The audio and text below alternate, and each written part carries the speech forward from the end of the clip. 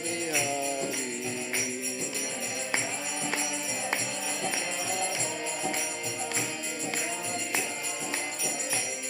Jai Radha Madhava Kunja Bihari.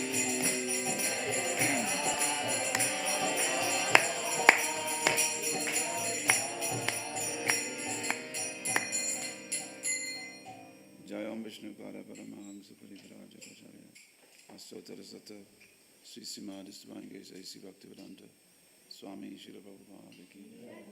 Grantha Raja Srimad Bhagavatam Ki Jai. Sarva Vaishnava Jana Ki Jai. All glories to Samad Shri Guru and Shri Gauranga.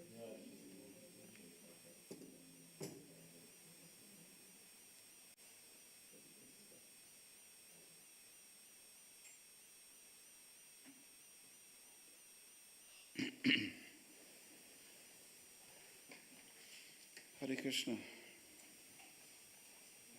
Hare Krishna and good morning. Hare Krishna. As it is customary to say, it is nice to be back. Nice to be back in Zurich.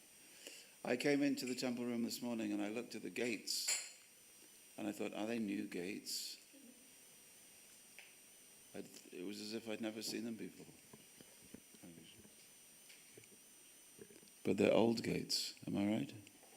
You've had them. Oh, you painted them. Since when? About less than a year. Oh, I see. That's it then. I'm seeing them as if for the first time. They're exquisite. So much more beautiful than Bhaktivedanta Manor gates. I'll tell everybody in London, if you want to see good gates, you should go to see Zurich's gates. Does anybody require translation, or are you okay with English? How does it work? It's okay? Sprechen Sie English? Yes. Yeah, English is gut. Alles gut. Dankeschön. I think I may not have the verse. That's good if someone can find the verse. That would be helpful. 5:14:19. I have prepared copious notes on this verse. I have many things to say, but I just don't have the verse.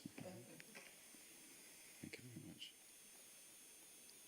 Om Namo Bhagavate Vasudevaya. Om Namo Bhagavate Vasudevaya. Om Namo Bhagavate Vasudevaya. 19, huh? Is it 19? Yes. You have it up here? No. Oh, okay. Kochicha dusahena kaya bhyantara vanina grihita sara swakutumbaya krudyati. We go to the translation now. Sometimes, due to bodily hunger and thirst, the conditioned soul becomes so disturbed that he loses his patience and becomes angry with his own beloved sons, daughters, and wife. Thus, being unkind to them, he suffers all the more. Please repeat. Sometimes, due to bodily hunger and thirst, the conditioned soul becomes so disturbed that he loses his patience and becomes angry with his own beloved sons, daughters, and wife. Thus, being unkind to them, he suffers all the more. Purport. Sri Vidyapati Thakur has sung,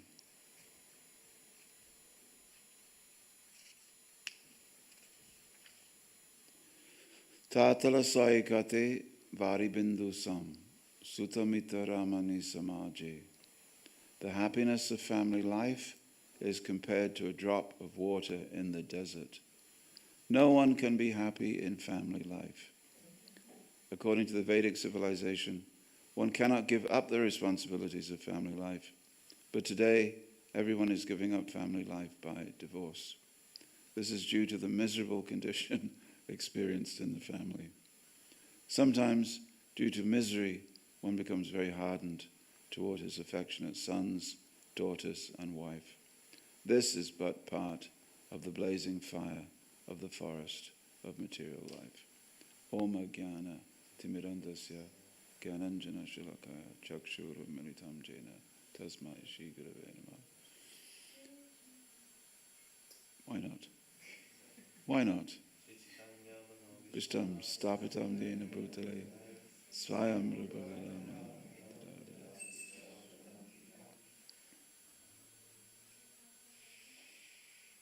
There's a lot more verses we could say. That's good. So, my dear friends, is there anybody here who is married?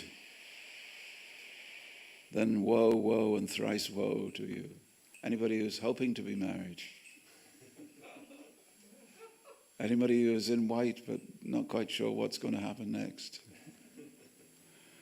Well, what should we do with these verses, my friends? There is...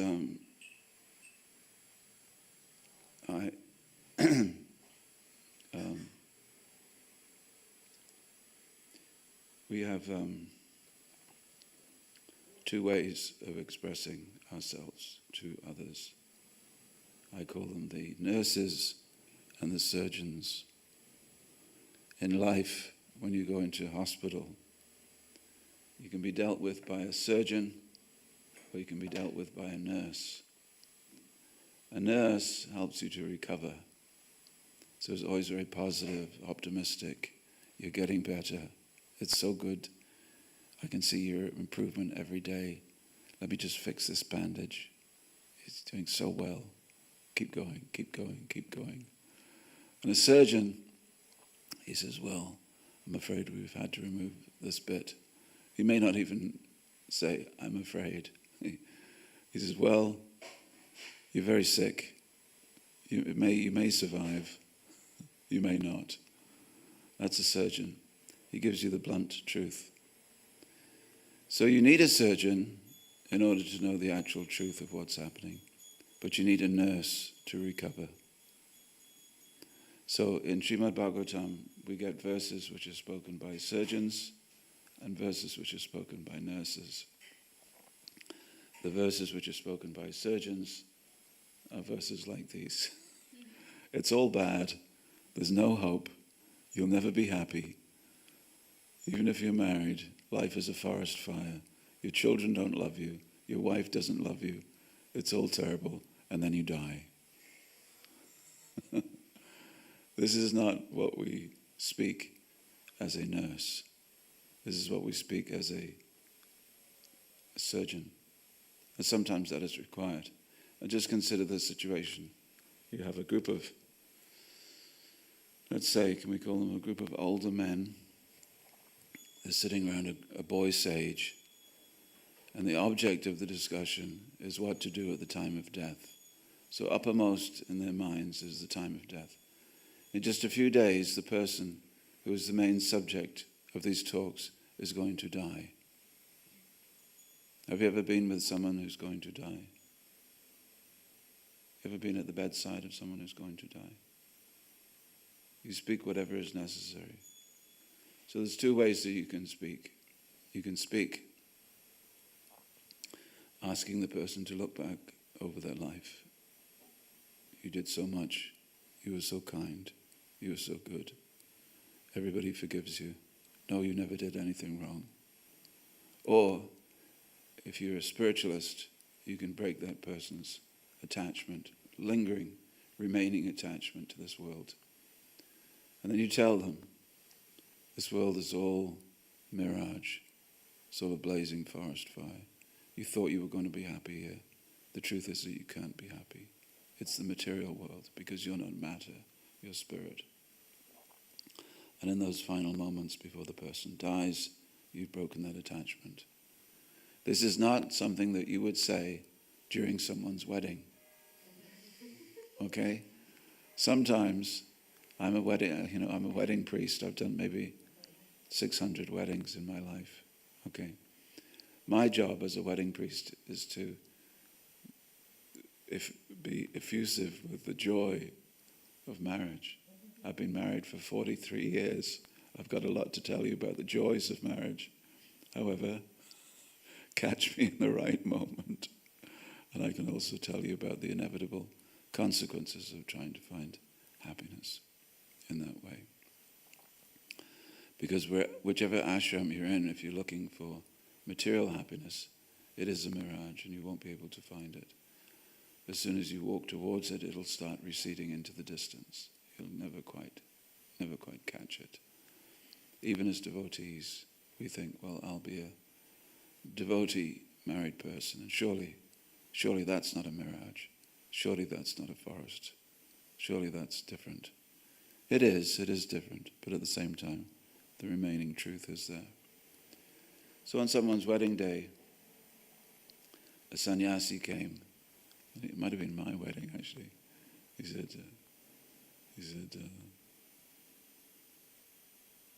what did he say? Oh yes, during the wedding ceremony, the dupatta, this chadar, this shawl is taken, and the lady has one and the man has one, and they're tied together.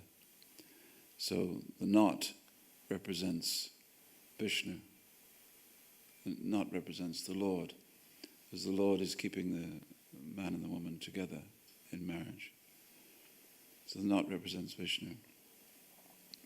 So the sannyasi who was presiding at the time, he saw the knot and he said, I want you to know that there is a knot, hridaya granthi, that binds the conditioned soul one to the other, puts them into illusion. He went on like this for a number of minutes. And I've seen this. And sannyasis who want to come to a wedding to give blessings, Maharaj, this is not quite the right time for that lecture. What is right, appropriate for this time is that Sobhagyavati Baba, Mangalani Bhavantu, may you all be blessed. Sobhagyavati, may you be together forever. Whatever you do, it's forever. May you be a brahmachari forever. May you be a householder forever. May you be a vanaprastha forever. May you be a sannyasi forever. Okay? The truth is sometimes different from this. We give blessings. When you give blessings, they're on the upper level. Blessings always refer to the soul and the prospect of the soul. And that is always bright. So we give, Hare Krishna, we give all infinite blessings.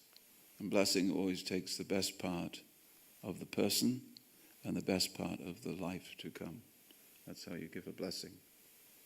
So you say to a bride and groom, Sobhagyavati Baba, may you always be together, may you never be separated. Okay? Then we open the Bhagavatam, it says, it's a forest fire. So which is the appropriate vision? Which is the truth? The truth is that which helps you to find the truth.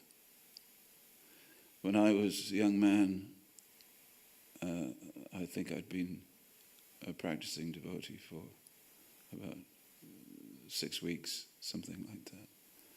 And I came to the Hare Krishna temple. They took my rucksack. They took my camera. They said, these are all material possessions. This was in 1974, long time ago. So I came to the temple. I wanted to know what the Hare Krishna movement was all about. So they took my camera. Said, this is material. They took my rucksack. They took my luggage. Everything was gone. They said, we'll give you clothes. You don't need these clothes anymore. Took my jacket and the badges on my jacket. I had some Buddhist badges. Oh, you don't need that anymore. So your philosophy is gone. Your luggage is gone. Your camera is gone. Your clothes are gone. They took my trousers. You don't need those anymore. Took my jacket. Then they took my hair. And then one day, I was trying to distribute books on a very, very cold day in Scotland. And I looked in a mirror, which is a window of a shop.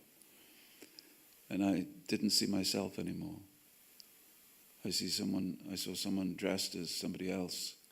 It wasn't me. My hair had gone, my trousers had gone, my clothes had gone. And I was someone else's image of what I should be. someone had projected onto me what they thought I should be. But it wasn't me anymore. And I felt this dissonance within. Who am I? Are these people helping me to understand who I am? Or are they just telling me, this is what you are, and substituting their vision of me, for the real me? So I was very confused and cold and hungry, actually. There's two things I can remember about my early days as a devotee. I was always cold and I was always hungry. But don't let that put you off. Things have changed. So I came back to my party leader and I said, what happens if I want to go traveling in the future? He said, oh, you can travel for Krishna. Look at me, I travel for Krishna all the time. I said, okay. But what happens if I want to get, married or something in the future? See, only 6 weeks in the movement and I was already thinking that way. What happens if I'm a brahmachari now, but what if I want to get married at some time in the future? What was his reply? You should know that the material world is a forest fire, a mirage. No, it wasn't. He said to me, that would be unfortunate pieces. He said, because I see the makings of a sannyasi in front of me. My name was Mick. He said, Mick, I think that in 5 years' time, and he went like this, he said, you could be a sannyasi. How wrong he was. You could be a sannyasi. And I went up I felt my height increasing. And I said to him, do you really think so? He said, yeah, He said, definitely. The way you're going, you could definitely take sannyas in 5 years. I said, and immediately my future had changed. Immediately my future was one of unlimited hope. See, as preachers, this is what we do. We give hope. Preachers, we give hope, which means to take the best possible future and the highest possible aspirations and the best possible outcome, and we present that to the person. If at a Sunday feast, Prabhuji comes and he gives a Sunday feast class, he gives a Sunday feast class to all the married Indians, and he says, I want you to know that married life is a pit of snakes. It's a forest fire. That's true because he's repeating the Bhagavatam. But the other type of truth is what will help them realize the truth. Because, in the words of the famous movie, you can't handle the truth. We can't handle the truth, or too much of it. One time, it's funny, but I don't want you to get shocked by this. Prabhupada was sitting in his room, and he said, Prabhupada always said, you chant 16 rounds a day, you follow the 4 regulated principles, you go on Sankirtan, you study the Bhagavatam. He said, at the end of this life, you go home, back to Godhead. He would always finish his lectures like this. Then he would say sometimes, where is the difficulty? Isn't it? Prabhupada would say that. And one time he said to the devotees, he said, I told them, where is the difficulty? I lied. But if Prabhupada had told us, most of you will leave, there will be great, great, grave difficulties in our movement. Some of the leaders may do abominable things. You will have to face the world's criticism. The movement will go up and it will go down, and only very slowly it will grow. How would that have excited you? Not very much.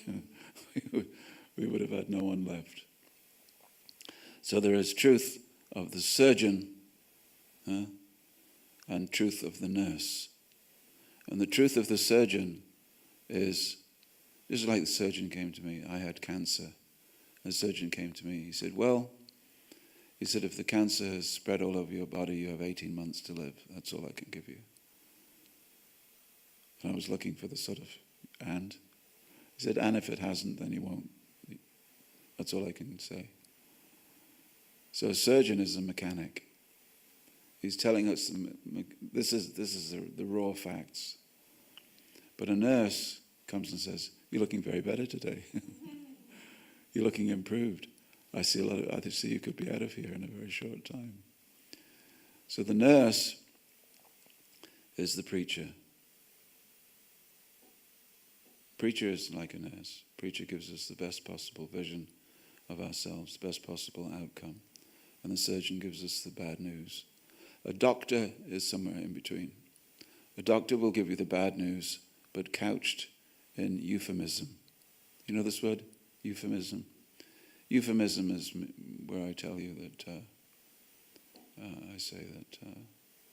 okay, so they came to me and they said, "You have a few small spots of cancer." But they didn't even say cancer. They said, "You have a few small spots, but we'll deal with it."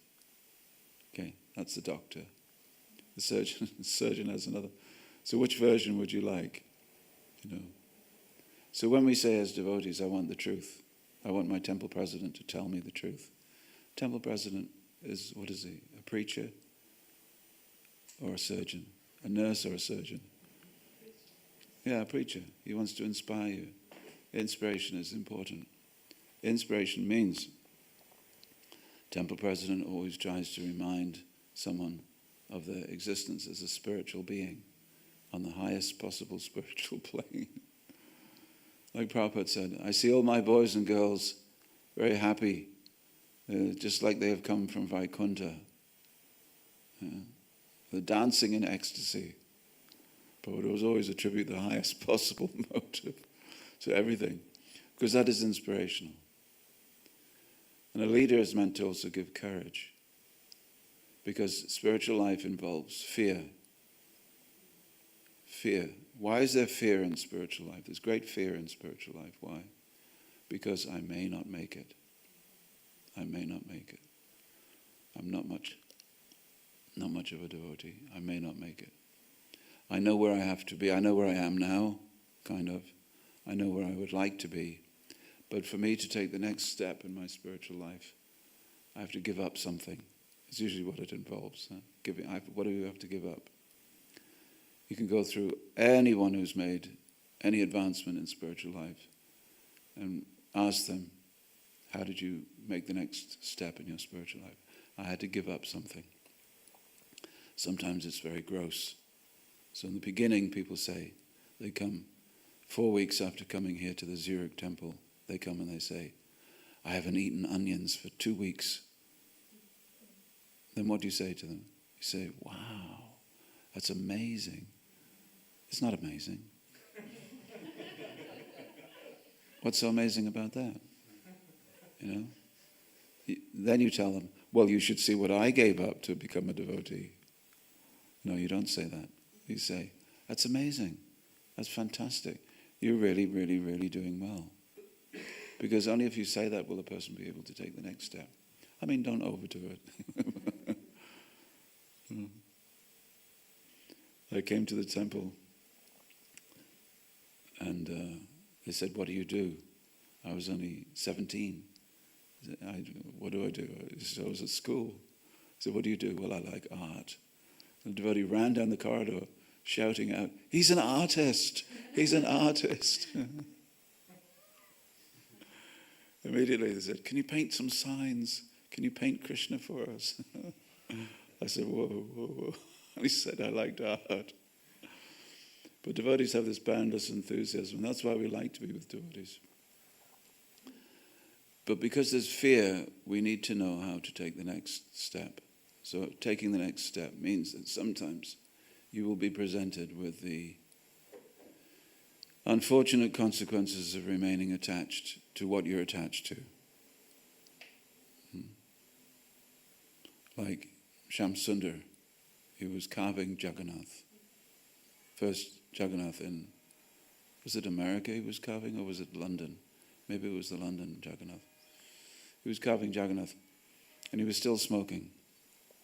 So he had a packet of cigarettes, and he put them on top of Jagannath's head. And Prabhupada came along, and he took his cane and pushed them. He said, "These things are very small. Such a small thing is preventing you from becoming Krishna conscious. Okay? And he walked off. It was just a little gesture, push, a little declaration. Such a small thing. In other words, this is your only attachment. You become Krishna conscious just by this, just a small thing. In other words, minimize it.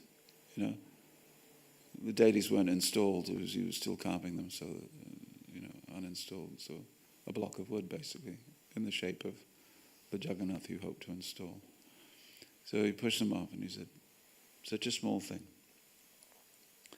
So usually, when you're preaching to someone, you say, "It's such a small thing that you're attached to. It's nothing. Just give it up. Just give it up." Because if you don't, it'll be this, it'll be that, it'll be this, it'll be that. Just give it up and move on. And so in this way you say, yeah, it's just a small thing I have to give up. So the person has given you courage to take that next step with knowledge and a positive pull towards the next step. In other words, there's always something more. If you give up this, you could be this. If you give up worrying about getting married, you could be a sannyasi in 5 years. You see. So there's always, what is the future vision of you? What is the future vision of you that the preacher or the leader is pulling you towards? What are they encouraging you to be? So when you give the courage to take this next step over the fear, which usually involves giving something up and accepting a new identity, a new role in life, then the leader has done his business, the preacher has done his business, or her business. But in this part, we have the surgeon speaking to a person on the verge of death. And it's the mechanics of the material world. It's the mechanics of the material world. Basically, there's no way that as Prabhupada said, if you go into Prabhupada used he would either, for toilet, he would say latrine or stool house. If you go into the stool house, he said, you do not stay there. You give it up. Okay? You go into the toilet, you give it up and walk out. Don't remain. So in this way, anything that is material is to be given up. One time a young boy came to the temple in New York, and Prabhupada said, he said, Jai Om Vishnu Pad Bharavansa. And he didn't bow down. And of course, according to Gaudiya Vaishnava tradition, we don't have to bow down, but the early devotees bowed down, and that became an ISKCON tradition. Anyway, there was one time I was so desperate that Prabhupada would see me that I didn't bow down. Prabhupada was Jai Om Vishnu Pad Bharavansa. And I was the only one standing. And I said, I'm going to make Prabhupada look at me because I don't want to be just an anonymous face in the crowd. So I enjoyed that few moments of looking at Prabhupada looking at me, and he was looking, who was this crazy fellow? Anyway, he said to this young person, he said, you did not bow down. He said, I don't want to bow down. I said, no, bowing down. It's all right, you just bow down. I don't want to bow down. He said, well, he said, either you bow down on your back at the time of death, or you bow down on your front at the time of life. You choose. I mean, it just... So sadhu means who cuts. And sometimes we need that. And sometimes you need the surgeon, sometimes you need the nurse.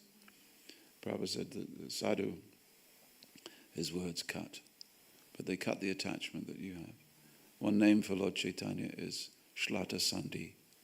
This is in the poem by Kavi Karnapur. Lord Chaitanya is known as Shlata Sandhi. Shlata means to cut, Sandhi means the knots that keep you bound in this world. But there's the expertise of a preacher, is that he comes and he speaks something according to the person in front of him. Narada Muni is the expert preacher. And we'll hear more about that tomorrow when we speak about Narada Muni, because we're talking about Narada Muni and Parvat Muni. And Narada Muni says, just the thing that is required at just the right moment to just the right person. That's expertise. How do you get that expertise? Practice. And what comes when you practice? Failure. I said the wrong thing at the wrong time to that person. See? Narada Muni is always very pleasant in his exchanges. He's the best bridge preacher. He would sit with a person who would say, my dear king, how are your wives? How's your kingdom? How's your citizens? Is there any wars breaking out? Have you subdued your enemies? How is your treasury? Like this. Speak. And then he may get into something else. If we see Prabhupada's Bhagavatam classes, there's one thing we notice completely, that Prabhupada speaks and no one else talks.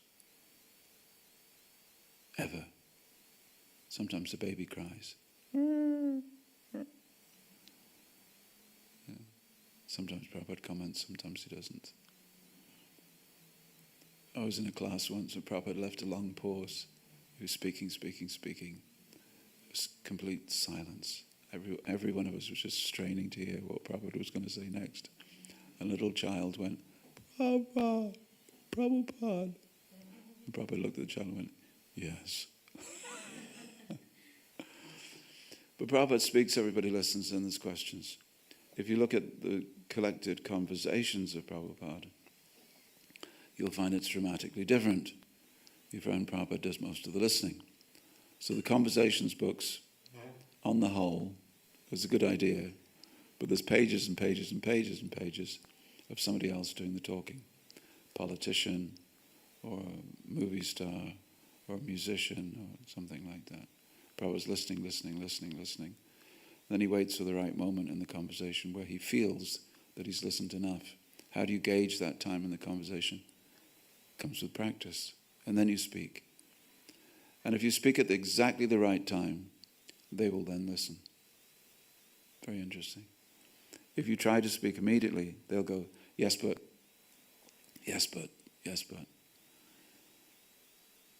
When I first tried to understand Krishna consciousness, that was my mantra. Yes, but. I disagreed with everything the devotees said. Yes, but.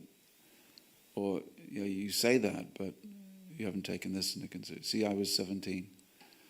And when I was 17, I was self-realized, basically. And I knew everything. I knew everything. Or I thought I did. So, yes, but was my favorite mantra. So here in this section, do not be confused. In this section, we're hearing the unadorned truth of the material world. And what is the unadorned truth of the material world? That it is like a dense, dark forest. So let me read a collection of ways in which the material world is like a forest. Householders, don't give up hope. I'm here for you. All the sannyasis know me as an incorrigible householder. I encourage people to household life. I encourage them in household life. And never once have I been ever seen to encourage someone out of household life. That day may come. So, material life is full of dangers, just like a forest filled with wild animals and hidden threats. I was in a forest one time. Now, if you think of a forest in Switzerland, it's kind of a nice place, isn't it? You go forest walking and mainly pine trees, oak trees, maple trees, like that. Smells sweet, birds are singing. Lovely place. And sometimes when we read the Bhagavatam purpose, we think, what's so bad about a forest? Well, let me tell you, my wife and I went to a place called Chikmagalur. And in that forest, there are leeches. And the leeches will suck your blood. And the most amazing thing is that you never know when they're there. You can't feel them. Because in a leech's mouth is a type of anesthetic that stops you feeling his teeth. So the first they spray God is amazing. God is amazing. He creates these creatures that first spray you with anesthetic, and then bite, and then suck. And you can't feel that your blood is draining away until maybe you just casually look. You see blood dripping, because they drip. When their little body is like a bag, it just blows up with your blood. Thank you very much. And then when they just dribble at the mouth, and the blood dribbles because they can't stop. Because what happens is that mixed in with the anesthetic that they put on you is an anticoagulant. The anticoagulant stops your blood from going hard. It keeps it running. So you just find sometimes the leech will drop off, fully satisfied, big belly, but you'll be bleeding. You'll wonder why. So, in the exciting world of leeches, where do they live? On the ground? Yes, but also in the trees. So you're happily not stepping in the mud for fear of leeches, but the leeches drop down from the trees and start sucking the blood on the back of your neck. So this is a forest, my dear friends, that everybody in life, generally speaking, will treat you as a leech treats you. They will look at what you can give to them. See? What you can give to them. I used to live in Africa, and one day during japa, my foot was very itchy. In fact, my toe here, my right toe was very itchy. And I thought, what is this? And I went into the bathroom and I looked, and there was a big red blister on my toe, but it was itching. It wasn't like a normal blister. And I squeezed it, and out came about 50 eggs. So in the night, some creature had laid its eggs on me, and they'd grown into a little family of spiders, spider eggs.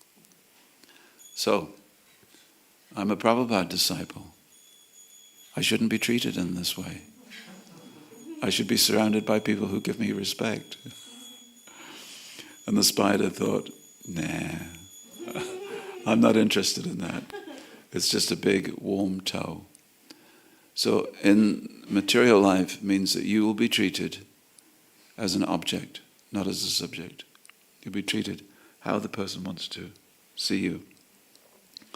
Prabhupada told the story about the beautiful girl walking down the street. And she walked past different people. She walked past the prince. And the prince, when he saw the beautiful girl, he thought, aha, I will use my best chat-up lines on this young lady. She will be mine. She kept on walking. She walked past the yogi. And the yogi looked and thought, aha, here's a bag of stool with 9 holes. And out of each of the 9 holes is coming blood, pus, sweat, and all kinds of noxious substances. And he went back to his meditation. She went past a thief. A thief wasn't interested in her beauty at all. The thief just said, look at those bangles. She has some gold bangles on her wrist. I'll wait and I'll ambush her. Then she went past a dog. And the dog was simply thinking, oh, perhaps I can bite her. Then she went past a devotee of Krishna, of course. Take a book. I'm just kidding. Everybody sees everybody else as something for them because we live in a plane of exploitation. We are looking at others, how we can exploit them. You see? See the point? That's what these purports are really to help us to understand. And even if we call it love, there is a mutual exploitation. So I'm married, I'm a man, my wife is a woman, and we work on that basis. But if you look at the ultimate situation, I'm a spirit soul, she's a spirit soul, and it's 2 spirit souls trying to have a relationship based on bodily identification. It doesn't work. But it works as long as I can get to the level of understanding that I'm a spirit soul and she's a spirit soul.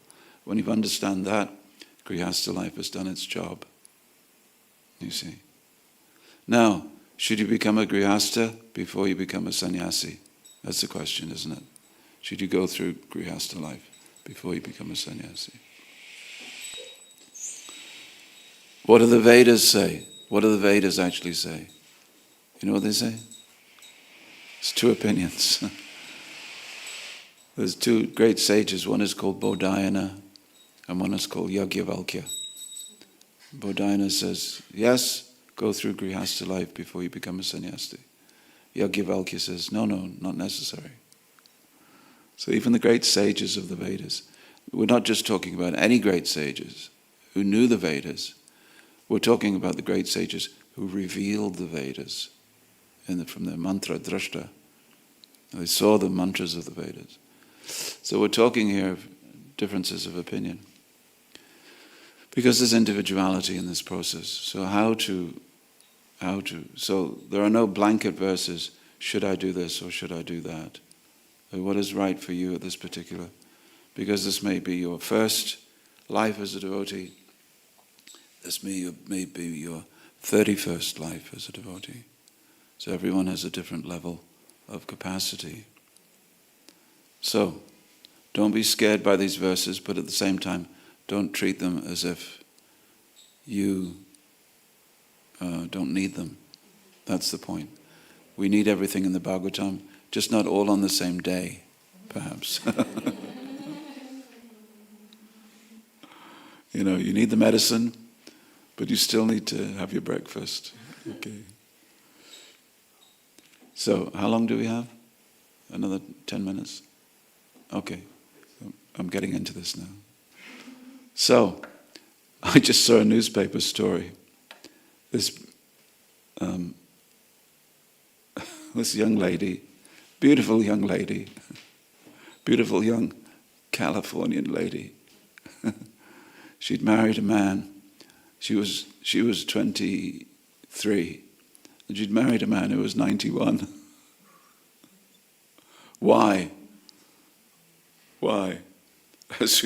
As the joke goes, what was it about that multimillionaire that you first attracted to? He was a multimillionaire. So do you think she fell in love? Do you think it was love? No, not really. Do you think he fell in love with her? Not really. It was lust, an exploitative lust. She thought, 91, he must be dying soon. Okay. There are certain women who they're called gold diggers. So certain women, they do not look for a suitable partner. They look for a suitable millionaire. Then when the millionaire dies, they will have enough money, and with that money they will find then a suitable partner. You see? This is like, first I'll become a caterpillar, then I'll become a chrysalis, then I'll become a butterfly. Okay? It's strategic thinking. Anyway, he died. 3 years later, 94, age of 94, he died. And she was thinking, this is going to be good, I'm going to get the payout. What did he give her? Nothing. And she's been in court. She's been in court for 5 years with the best lawyers, thinking that, going to get it. So Prabhupada said, sometimes, Prabhupada was sometimes quite earthy in his examples. He said, sometimes, the bull's genitals, the bull's genitals are hanging, and it looks like a fish. And the bird is coming, and he's looking up, and he's thinking, that fish will drop very soon, and I will eat. He said, this is material life. He said, we are that bird, we're always looking to think it will drop, but it never drops. But simply, material life means the promise that it will drop, the expectation that it will drop. Prabhupada was very the ultimate stand-up comedian. Because the idea is ultimately to make us laugh at the folly of material life, materialistic endeavor. It's very sad. But religious people have to be a bit sad, have to be a bit pessimistic about material prospects. So this section of the Bhagavatam is for that. This section of the Bhagavatam is not meant for haranguing the devotees. And it's not meant for haranguing the householders for how much maya they're in. That's the way to lose a householder. Actually, when I first became a devotee, we only had the second canto. The third canto was a revelation. Okay. We didn't know, at that time I didn't know how many cantos there were in the Bhagavatam. Prabhupada was translating them and they were coming out. So the third canto was published. When the fourth canto was published, I distinctly remember, I was a brahmachari, my friend was a brahmachari, but he was having some difficulty. He was at the wrong age, the wrong time of life. And he'd read Narada Muni's speaking to King Prachinabarjat about the city of 9 gates and how the body is a city which is being destroyed by fire, and how the king becomes besotted with his queen. And he came to me and he said, I can't take this. I can't take this. And I said, why? What's wrong? He said, Prabhupada is so heavy. He's so heavy, I can't take it anymore. And within 3 weeks he was gone. He should have waited until Prabhupada had finished the 10th canto, until the other cantos were developed. But because it was about attachment and how strong it is and how difficult it is. So on any one given day, of course then the 5th canto came. The 5th canto we lost many devotees. Cosmology and then, the material forest, and very dark and gloomy. So we need happy people. We are a group of happy people. We need happiness. We need a good prospect. And this is what the Guru is meant to give. The truth, but at the same time, good prospects for you. I see that you have very good prospects. Okay. He's not lying. So what else is in this material world? Yeah. That you're wandering and you're trying to take the path, but you come off the path thinking that you stay on the right path. We are the product of all the choices that we've ever made. I came to Krishna consciousness and I'm very, very happy with that choice. Sometimes people who have left ISKCON, they've come to me and they said, are you happy you're still? Well, I was going through Loy Bazaar and I was looking from side to side, seeing if the devotees were in the shops. And one older devotee in a bright purple silk kurta. He was in a certain mode. And he said, what's your name? He just called out to me. What's your name? I said, Kripamoya. He said, you still in ISKCON? And as I was going by in the rickshaw, he said, why? Why? So I'm very happy with the choices that I've made. Prabhupada created ISKCON. ISKCON is Prabhupada's body. And if we serve him through that vehicle, through that body, then we will be happy. But before you get to that happiness, there may be some ups and downs, maybe some difficulties. And it's those points in your life where you really, really need friends. You really need friends. In our country, we have a very famous poet. His name is William Shakespeare. And he said, when you find a friend of that quality that you can always depend on, he said, take a piece of rope made with steel and embrace that person and then tie them to your chest with steel so that they can never separate. This is what is meant by Vaishnava Sangha.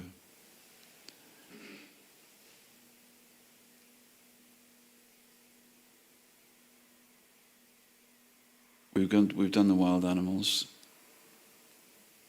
Okay. Prabhupada talks about the forest fire. At the moment in France, And in Spain, there are forest fires burning, and the forest fire that is burning in France is the size of the city of Paris, just burning out of control. And these forest fires, they just absolutely devastate anything in their path.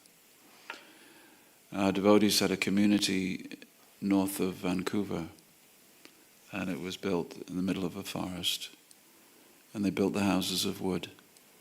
And when it came time to getting insurance against fire, no insurer would take them on. They said, you're just too close to the trees. If a forest fire develops, we can't insure you. So they were living in uninsured homes, and the forest fire came and devastated a huge portion of everything that the devotees had worked for. But they still own the land, and they're trying to resettle and get started again. But it's devastating. I was in the Sunday feast in the Nueva Brajamandala farm in Spain. We were having the Sunday feast talk. I was giving the Sunday feast talk. And a devotee came into the room and went, fire, fire. Then said something in Spanish, and everybody stood up because they knew how dangerous local forest fire could be. I was in England, and we had a candle burning on the altar. A stick of incense burning. And it was just underneath, unfortunately, someone had put it just underneath the chamera. So the chamera caught fire. The chamera was hanging next to a curtain. The curtain caught fire. The pelmet caught fire. Above the deities caught fire. So I ran into the devotees at breakfast time. I said, fire, there's a fire on the altar. You know what happened? It was breakfast time. Everybody looked at me and then went back to breakfast. Krishna, this is the English, the difference. The Spanish all jumped up. They knew how dangerous the fire was. I think the English said, well, yeah, we had the Great Fire of London. We're done with we're done with fires. He's probably exaggerating anyway. He's one of these preachers that exaggerate everything. So eventually we put the fire out because I grabbed two devotees and did what we needed to do. But in the forest fire, we were just standing there in the courtyard of the temple, just waiting, just to see how far the forest went. So they came out with everything, and you have to put the fire out. You have to put the fire out as soon as you see it. And Prabhupada, elsewhere, he gives the example of that Kali Yuga itself is a forest fire, and that people will try to escape the forest fire and jump into the stream. They'll jump into the river.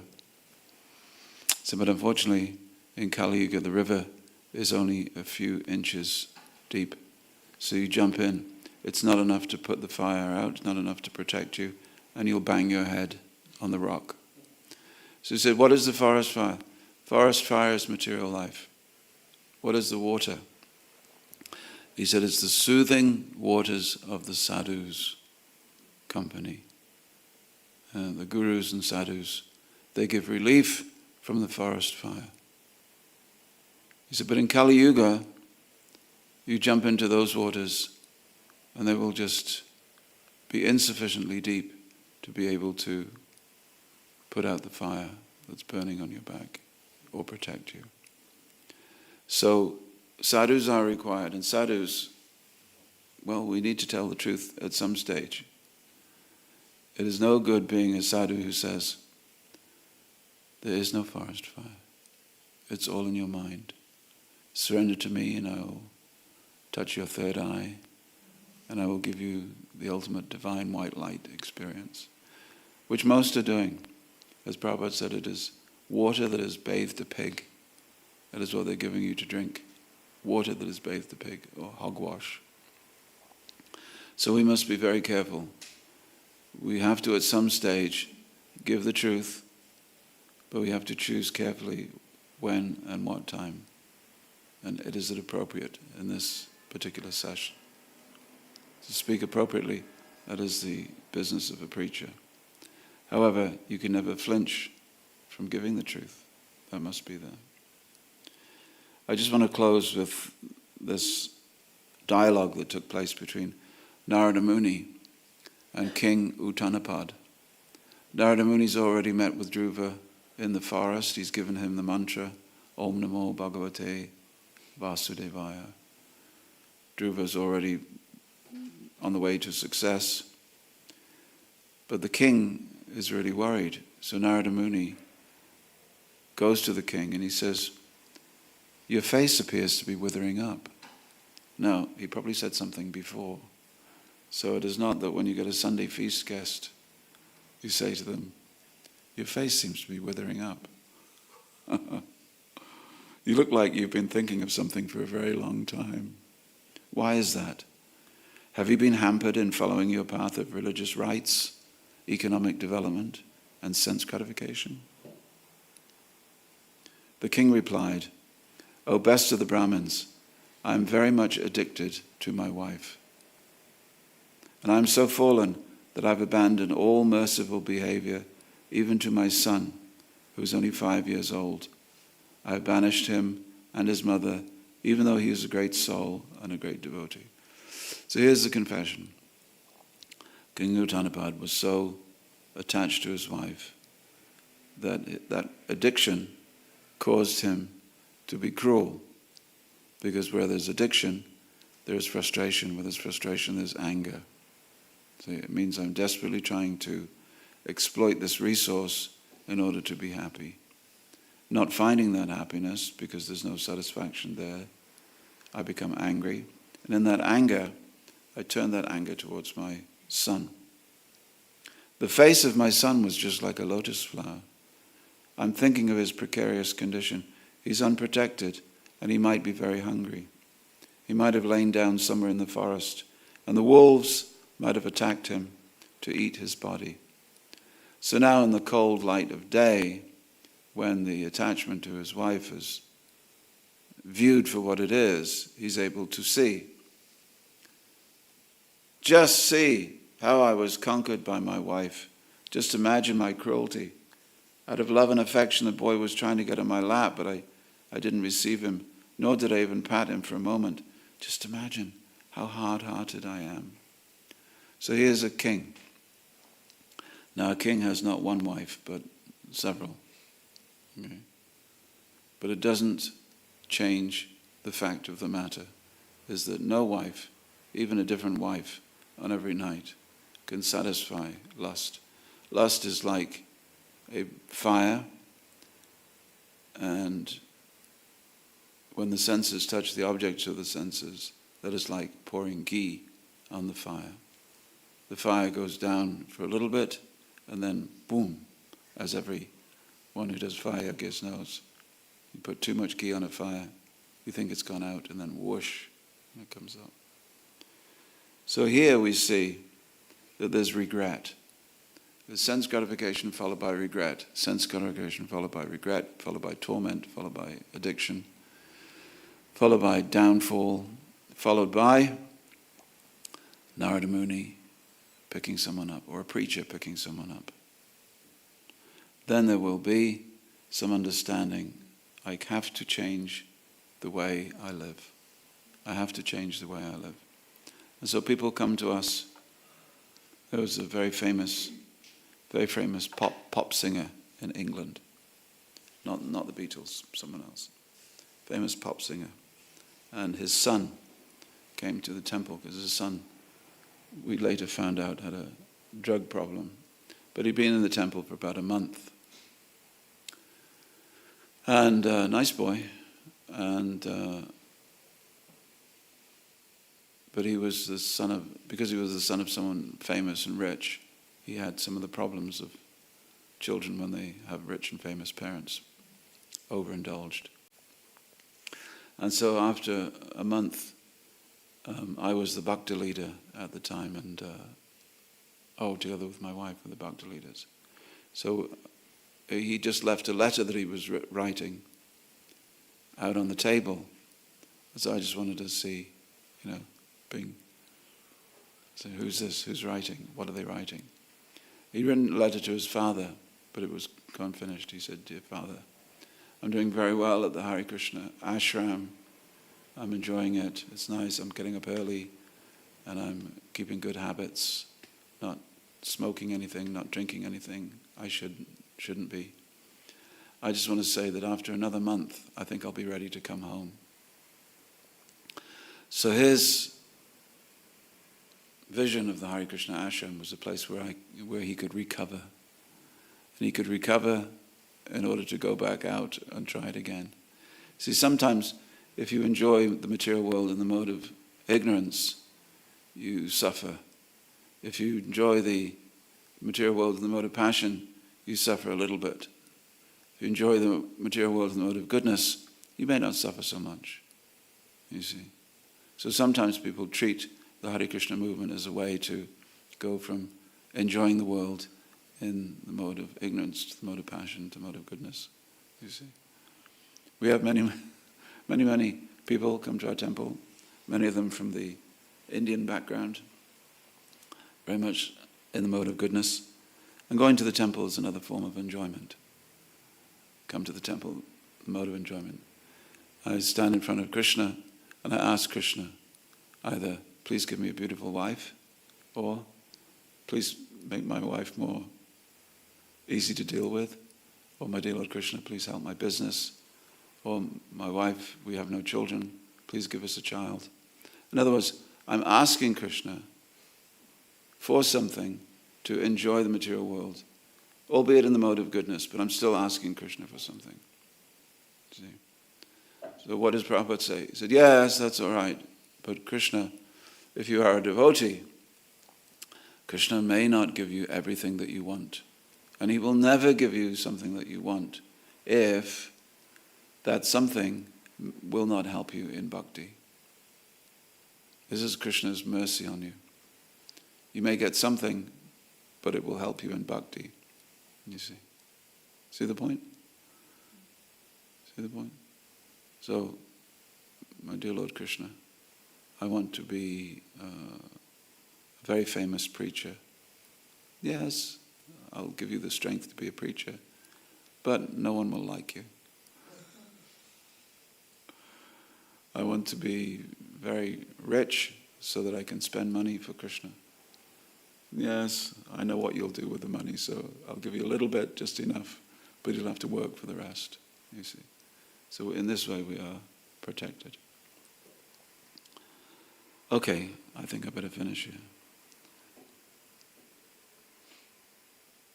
Oh, one thing I wanted to say, just in the Bhagavad Gita, verse 2, 61, 62, 63, we find the somewhat mechanical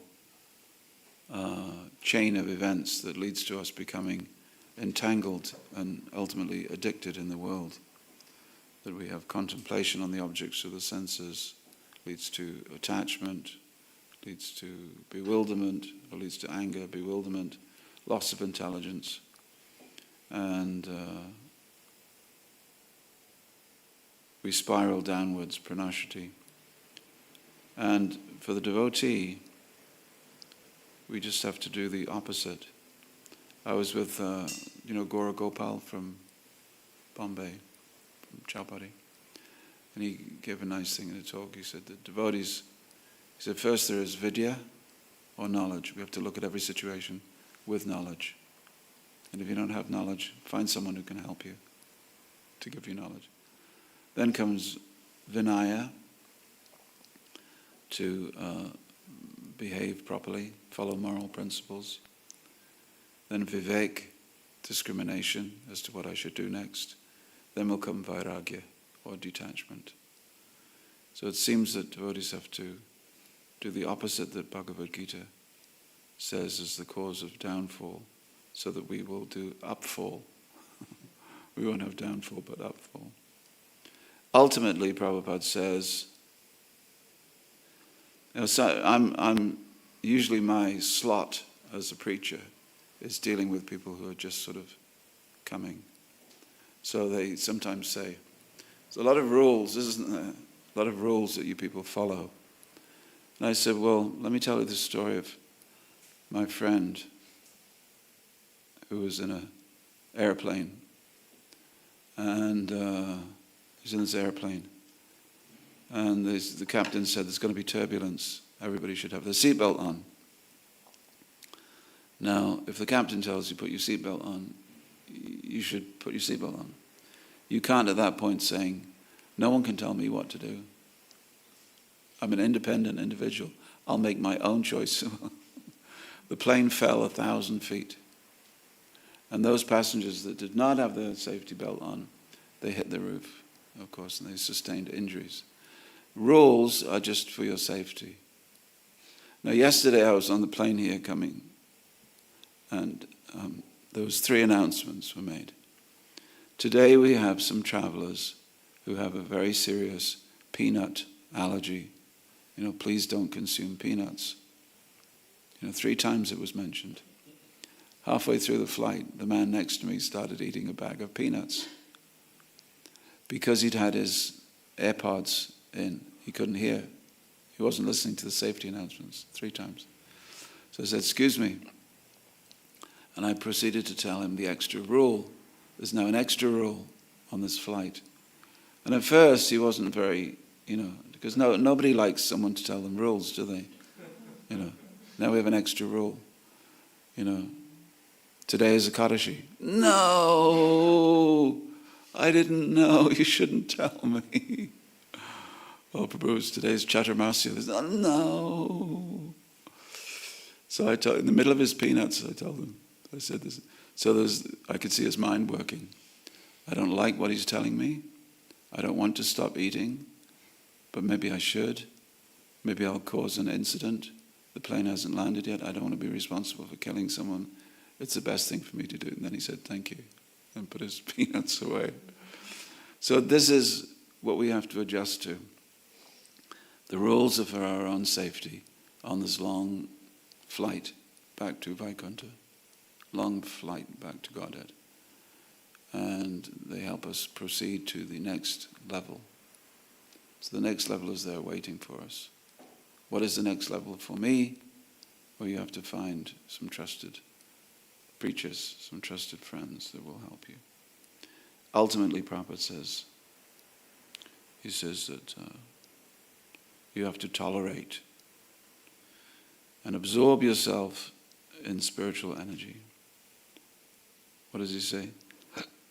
Chapter 7, verse 14. Daivi hiesha gunamayi mamamaya turatyaya Krishna's.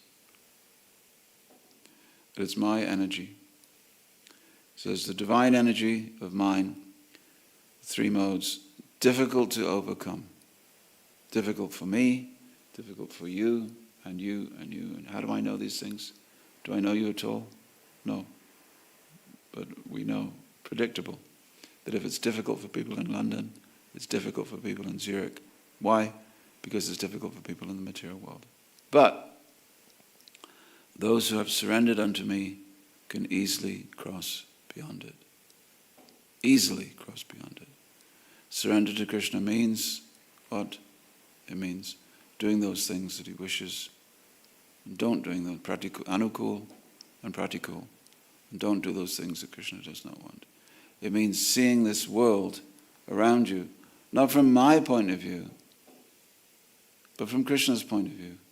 And if Krishna says, the world is a place that is only temporary and will lead you astray, then we are very, very careful. Follow the safety rules. Surrender to the rule, the captain. Captain is Krishna. And you'll be all right. Hare Krishna. Srila Prabhupada ki jai.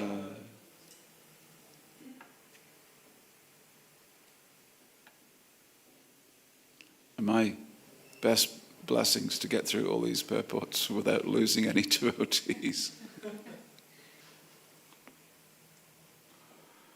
Should we finish now? Okay. Yeah, sure. Give you the mic.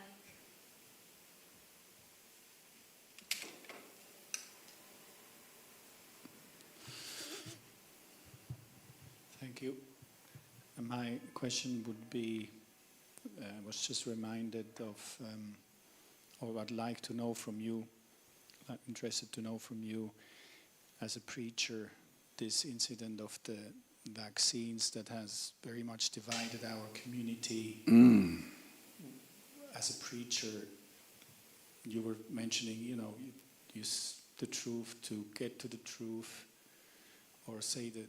Anyway, it was just a very painful experience these last few years, how it caused so much tension. So I'd just like to hear from you, or be interested to hear from you about it a little bit. Yeah. I think what happened was that devotees wanted to do the best and give the best possible advice. We sometimes make mistakes of not giving practical advice, and to omit practical advice means to place a person in a position of danger. So when there is a position of danger, when there's inherent, everybody wants to protect someone. So at the time, many people advised, yes, you should take the vaccine because what's the worst that can happen? After the event, now we discover that the truth was quite a bit different. And as we discover that, it is true that many devotees are saying that, well, I was incorrectly advised. We were all incorrectly advised. We were all incorrectly advised. But the upshot is that we shall never know. We have some devotees who did not take the vaccine and they died. Some devotees took the vaccine and are living with the consequences. It was a terrible situation for everyone. The fact is that we did not know. We did not know what the best course of action was to take.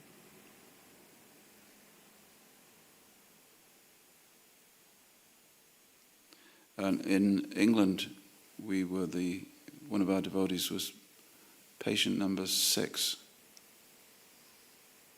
We had the first few cases in England. And somehow or another, in our devotee community, eventually we had 1, 2, how many died? Maharishi's father. 6 devotees? Yeah. So in that case, we lost 6 devotees. 6 devotees died of COVID. Because our community includes many older people as well. And it was a great loss to our community. Had they had the vaccine, they may have lived.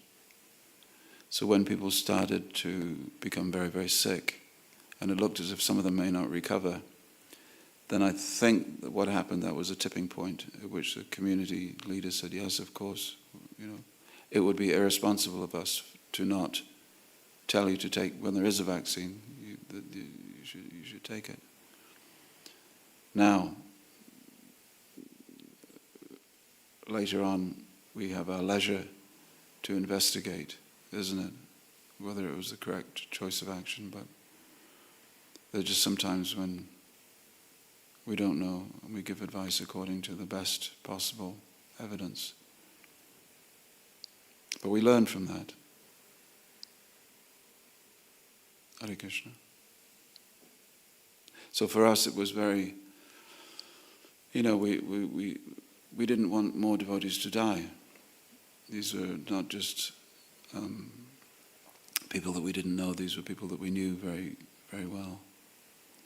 And it devastated us. But maybe that's not your question. Maybe your question was about, should we have taken the vaccine or not? Is that your question? More like, I can hear you. Like, as a preacher, I just wanted to know how you felt maybe in these situations as a preacher, what to do in these situations which are so intense. Yeah. I mean, what did I advise people? Maybe I advised people to take it. I took it, and now I wish I hadn't. But it's not that it's, not that the long-term effects is devastating, but I made a decision. You make a decision and you give advice according often to your own decisions. There is no protocol for it. There was no protocol. Everybody was dealing with something that looks like it was, created in a lab somewhere by vicious-minded members of the scientific community. It's an aspect of material energy that we're being forced to deal with now, that we have some people who can only be called demonic, and their creations are causing distress and destruction for everybody. But Hare Krishna. Thank you. It's a long subject. One more? Or not? Ladies? That's right.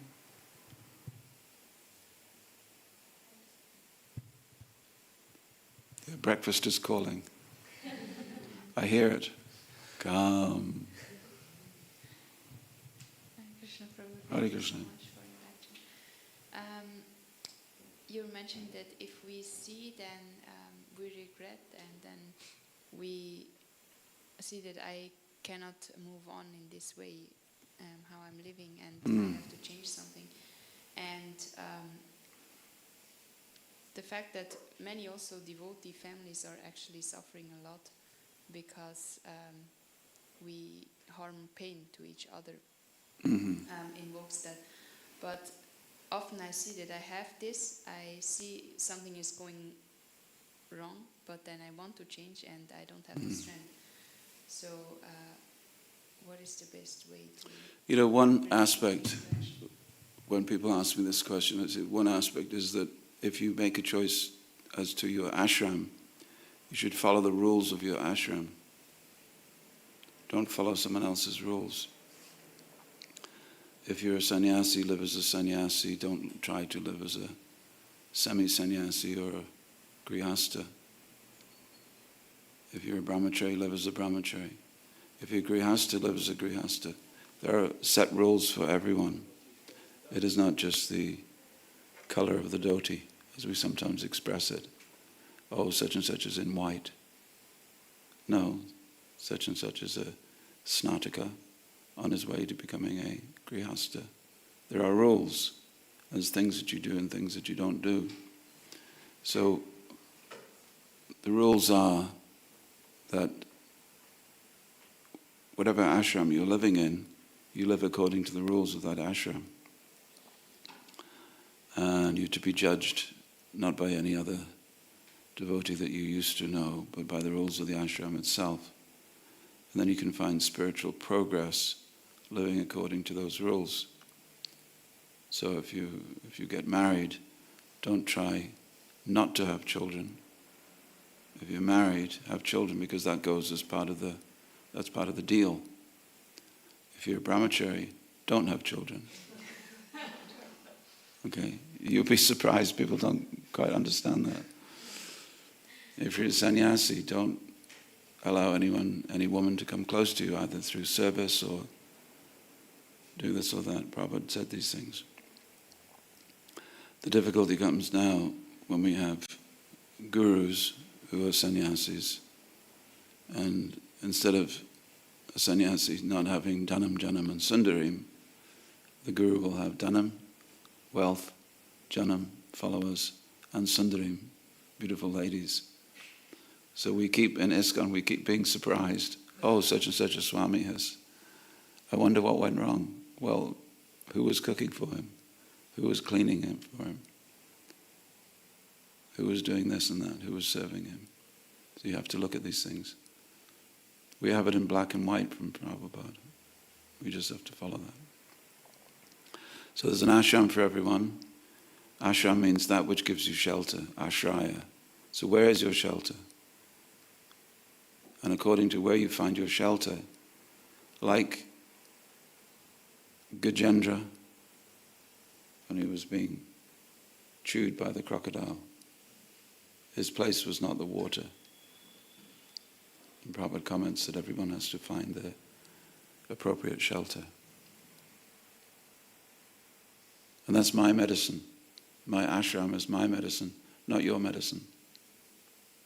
If I go to the doctor and you go to the doctor and our friend goes to the doctor and three of us are at the doctor and the doctor gives us, and I have a problem with my foot, he has a headache and she has a stomach ache, and the doctor gives us exactly the same medicine, something is wrong. You see? Because stomach problems require one medicine, and foot and head. So everyone has a certain prescription. Everyone has a certain medicine. And that medicine will make you healthy in your situation. So although there's generic rules, one time a devotee came to Prabhupada and he said, I've come all the way from America, Srila Prabhupada, to get some personal instruction. Prabhupada said, yes, I will give you personal instruction. Chant 16 rounds, read my books, follow the 4 regular principles. And Prabhupada, yes, I'm doing that, but I just thought I would like some personal instruction from you. He said, oh, personal instruction, yes. Chant 16 rounds, follow the regular principles, read my books. So there's generic advice that you would give to every devotee. Then there's highly specific advice that the doctor would give the patient. Do you understand? So the highly specific advice is what is good for you now, at your age, in your situation, and your competence. That's highly specific. So that requires generic information anyone can give. But specific information, that should be given by the guru or the guru's representative, or a person who understands. Sometimes people go to a guru for financial advice, or they go to, and the guru's not good with money. The guru's not good with money. He's good with the Bhagavatam, but he's not very good with money. And they say, Guru Maharaj, where should I invest my money? Well, I think that you should invest your money. I've heard this. Someone told me the other day you should invest your money in Lehman Brothers. They will look after your money very nicely. Don't trust a guru to give financial advice unless he's very, very rich, in which case you can learn from him. And if he is very rich, you'd ask Maharaj, how did you get all that money from ISKCON? Is that ISKCON's money or your money? Then, don't go to a sannyasi for grihastha advice. He will give you generic advice, or advice from the Bhagavatam. But it may be from, you may be more depressed when you leave. Especially if the person has not been married. I'm sorry, am I saying something wrong here? Go to someone who knows something about what you're asking. So find an expert on the subject. Prabhupada found the reason why we have conversations with on morning walks with Prabhupada. Prabhupada was told by a doctor who at that time was drunk. So he'd been drinking. He came to Prabhupada and he said, Swami, you should walk. You should do more exercise. Walk every day. Prabhupada said, okay. Prabhupada took his advice. Because he was a doctor, he was an expert. Okay, so you take that advice, put it into practice. Now, if the doctor says, you should do like me and have a whiskey after your walk, then you say, I'm sorry. So you have to be discriminatory. But to find an expert is no harm. Except if you go to an Ayurvedic doctor and the Ayurvedic doctor says, well, garlic should be very good for you. And please don't do that. We have many devotees who go to Ayurvedic practitioners. They come to the temple and they go, Haribol. Hare Krishna. Oh, for God's Prabhuji, please, no. So we still have to follow our rules. But go to someone who knows something. And this is very critical, of course, when it comes to the fluctuating situations in household life. Because a devotee who's if she's pregnant, she may not be chanting 16 rounds a day when she's giving birth, or just after she's given birth. She may not be chanting 16 rounds a day. If you go and you say you should be chanting your rounds, then you have to understand that these are fluctuating situations. So sometimes a person needs support. Prabhupada gave the example. He said, a man is making a pot in Vrindavan. He takes a sheet of metal and he hammers it to the right shape. If he's making a lota, with his fist he supports inside, and outside with the hammer he's tapping. This is the business of the Guru. Sometimes he's tapping with a hammer, sometimes he's gently supporting. No support, you won't get the lota. No tapping, you won't get the lota. So everything at the right time to shape the disciple. So in this way, in order to be fully shaped nicely as a devotee in whatever ashram you're in, sometimes gentle support, encouragement. And that means devotees coming through for you with meals, or devotees when you're sick looking after you. One of our devotees died, and he was on the top of the flat roof of the Calcutta temple. And not one devotee came to see how he was. He just died up on the roof in the 1970s. So we were quite vicious with each other. Vicious and judgmental, and I think we treated each other as if we were expendable commodities because we were expanding. I can be very harsh with this devotee, I can be judgmental with this devotee, because there'll be another devotee along. How many we lost like that? You have to see, as Prabhupada said, you have to see anyone who comes to the temple as if Krishna had personally sent him. Krishna has personally sent this person. How are you going to treat this person who Krishna has sent? So if we do that, and not just after they become a devotee, it's like, up to initiation, I'm really, really nice to you. After initiation, I couldn't care less. Because you're initiated. You surrendered. You have no more need of support or help. No. At every stage, devotees require love and support and encouragement. Now, the best way of doing this is if everybody has a named individual that they're looking after. So it's very easy in a temple. Temple president is the ultimate person who's looking after everybody who lives there. But these days, in my day, 98% of the devotees of Krishna lived in temples. Nobody lived outside. Now everybody lives outside. And only a very, very small percentage of people live in temples.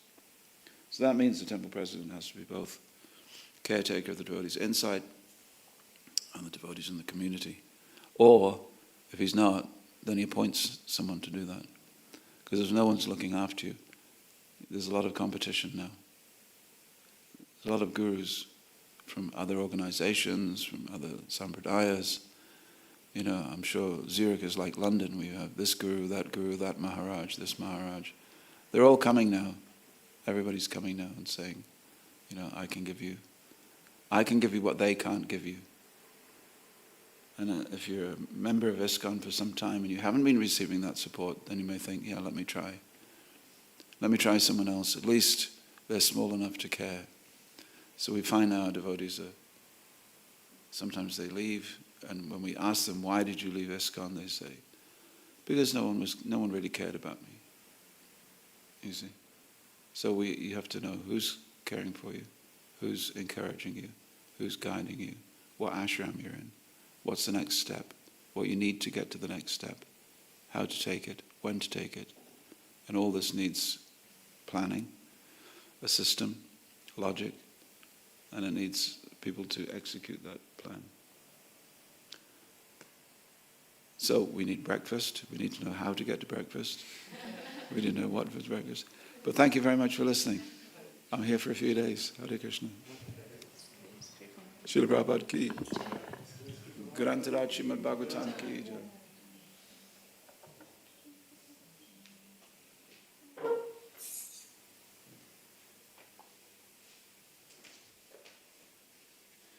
Shri Krishna Chaitanya Prabhu Nityananda.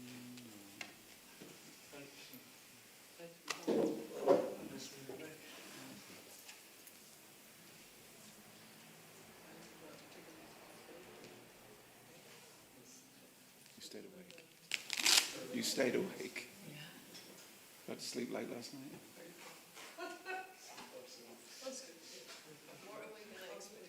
Huh? I'm more awake than I was. Yeah. So they're engaging.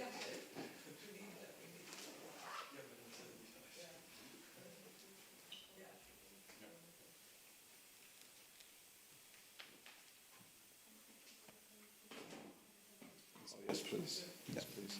You'll have to lean right back because my foot's gone to sleep. Yeah. Towards the end of the class, I was squirming a lot.